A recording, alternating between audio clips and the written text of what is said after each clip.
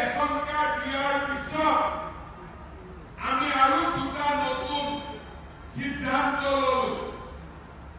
এটা হ'ল যে যদি ৰেচন কাৰ্ড আছে সেই পৰিয়ালটোৱে প্ৰধানমন্ত্ৰীৰ আয়ুষ্মান ভাৰত আৰু মুখ্যমন্ত্ৰীৰ আয়ুষ্মান ভাৰতৰো কাৰ্ড পাব। আৰু যদি কাৰ্ড কিবা কাৰণত পোৱাও নাই, ৰেচন কাৰ্ডখন দেখুৱালে মেডিকেল কলেজ হস্পিটালত আমি বছৰি 5 লাখ টকা পৰ্যন্ত বিনামূলীয়া চিকিৎসা পাম। শ্ৰদ্ধাৰ ৰেচন কাৰ্ডখন থকাৰ কাৰণে এতিয়াৰ পৰা আমি উজ্বলা গেছ পাবলৈ সক্ষম হম। আৰু আটাইতকৈ ডাঙৰ কথা, আমি দৌৰা দৌৰিকৈ আপোনালোকক মাতি আনি ৰেচন কাৰ্ডখন দিয়াৰ আৰু এটা মূল উদ্দেশ্য হ'ল যে আজিৰ পৰা 28 তাৰিখলৈকে অসমত অৰুণোদয় হিতাধিকাৰী আমি নিৰ্বাচন কৰিম।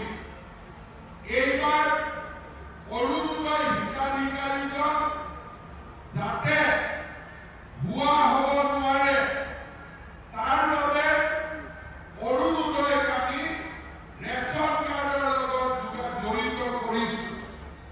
আজি এই 20 লাখ মানুহে ৰেচন কাৰ্ড পোৱাৰ বাবে 15 পৰা 28 তাৰিখলৈকে যি অৰুণোদয় হিতাধিকাৰী নিৰ্বাচনৰ বাবে গাঁও সভা অনুষ্ঠিত হ'ব, তাতেও আপোনালোকে নিজৰ নাম লিখুৱাব পাৰিব, আপোনালোকে নিজৰ নাম দিব পাৰিব।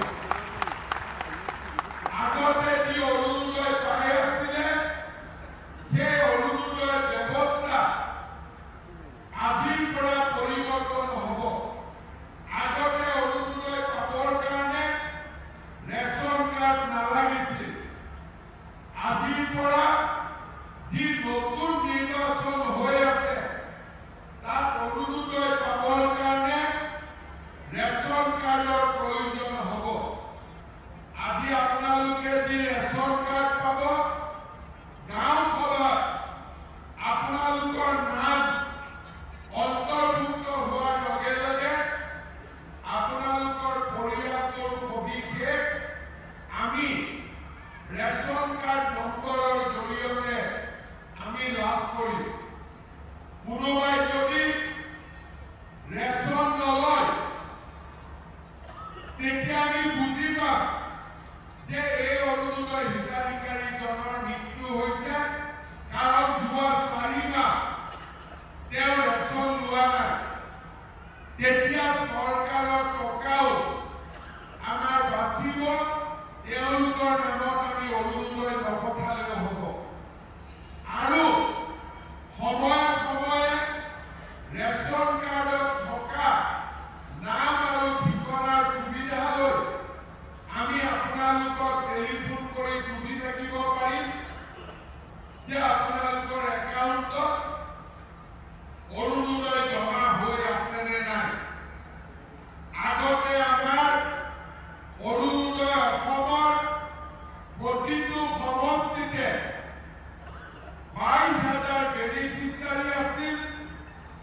আৰু এই 15 পৰা 28 তাৰিখৰ ভিতৰত নতুনকৈ আমি প্ৰতিটো সমষ্টিতে 8,000 পৰা 10,000 আৰু নতুন পৰিয়ালক আমি অৰুণোদয় আঁচনি দিম। ইয়াৰ ফলত আগতে আমাৰ ৰাজ্যত 27 লাখ লোকে অৰুণোদয় আঁচনি পাই আছিল। এতিয়া আমাৰ অৰুণোদয় আঁচনি পোৱা লোকৰ সংখ্যা প্ৰায় মোটামুটি 40 লাখ পৰিয়ালে অৰুণোদয় পোৱা আৰম্ভ হ'ব। ৰেচন কাৰ্ড দিয়াৰ পিছত আমি আৰু দুটা নতুন সিদ্ধান্ত ললো। এটা হ'ল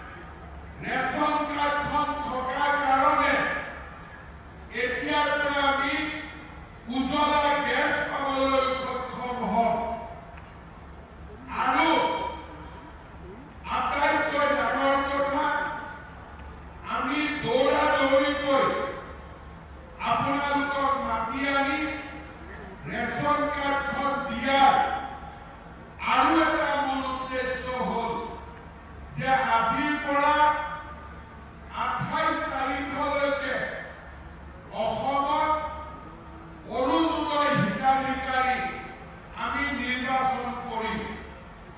এইবাৰ অৰুণোদয় হিতাধিকাৰীজন যাতে ভুৱা হ'ব নোৱাৰে তাৰ বাবে অৰুণোদয়ক আমি ৰেচন কাৰ্ডৰ লগত জড়িত কৰিছোঁ। আজি এই 20 লাখ মানুহে ৰেচন কাৰ্ড পোৱাৰ বাবে 15 পৰা 28 তাৰিখলৈকে যি অৰুণোদয় হিতাধিকাৰী নিৰ্বাচনৰ বাবে গাঁও সভা অনুষ্ঠিত হ'ব তাতেও আপোনালোকে নিজৰ নাম লিখুৱাব পাৰিব, আপোনালোকে নিজৰ নাম দিব পাৰিব।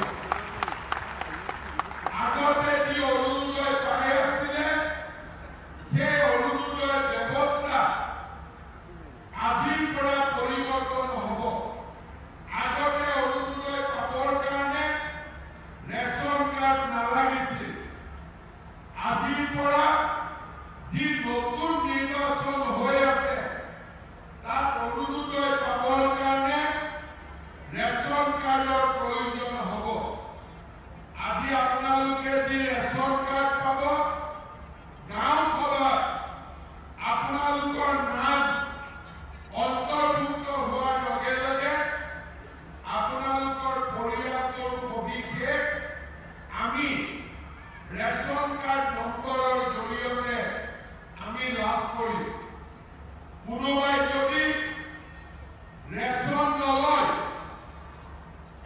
তেতিয়া আমি বুজি পাম যে এই অৰুণোদয় হিতাধিকাৰীজনৰ মৃত্যু হৈছে কাৰণ যোৱা 4 মাহ তেওঁ ৰেচন লোৱা নাই।